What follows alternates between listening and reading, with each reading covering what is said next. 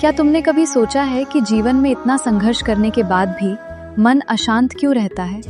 क्यों पैसा होने पर भी सुकून नहीं मिलता है, परिवार होने पर भी अपनापन अधूरा लगता है और सफलता मिलने के बाद भी मन खाली खाली महसूस करता है? श्रीमद् भागवत गीता के दूसरे अध्याय के 48वें श्लोक में श्री कृष्ण कहते हैं, योगस्थः कुरु कर्माणि संगम त्यक्त्वा धनंजय, अर्थात अपने कर्तव्य को ईश्वर में स्थित होकर करो, परिणाम के मोह में मत बंधो। याद रखो, पैसा केवल जीवन चलाने का साधन है, जीवन का उद्देश्य नहीं। परिवार केवल रिश्तों का नाम नहीं, बल्कि प्रेम, विश्वास और त्याग का दूसरा नाम है। और सफलता केवल ऊंचे पद तक नहीं, बल्कि अपने चरित्र और कर्म को ऊंचा बनाने में है। श्रीमद् भागवत गीता के दूसरे अध्याय के 47वें श्लोक में श्री कृष्ण कहते हैं, कर्मण्येवाधिकारस्ते मा फलेषु कदाचन, तुम्हारा अधिकार केवल कर्म पर है, फल पर नहीं। इसलिए धन कमाओ, लेकिन धन के गुलाम मत बनो।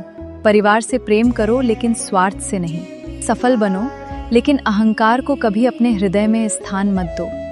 जिस दिन तुम्हारे कर्म में सत्य, रिश्तों में प्रेम और हृदय में भगवान का स्मरण होगा, उसी दिन तुम्हें वो शांति मिलेगी जिसे न पैसा खरीद सकता है, न दुनिया की कोई सफलता। याद रखो, श्री कृष्ण कहते हैं, जो व्यक्ति ईश्वर पर विश्वास रखकर धर्मपूर्वक कर्म करता है, उसके जीवन में धन भी आता है, परिवार भी सुखी रहता है और सफलता भी उसके कदम चूमती है।